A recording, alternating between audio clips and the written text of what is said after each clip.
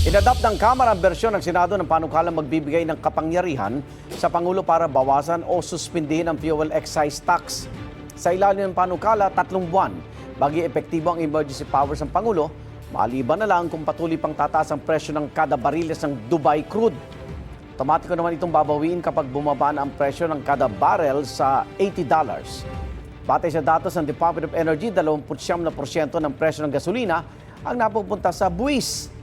22% naman sa diesel.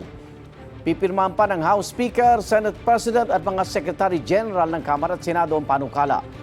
Bago ito sinumite sa Malacanang para sa pirma na ni Pangulong Bongbong Marcos.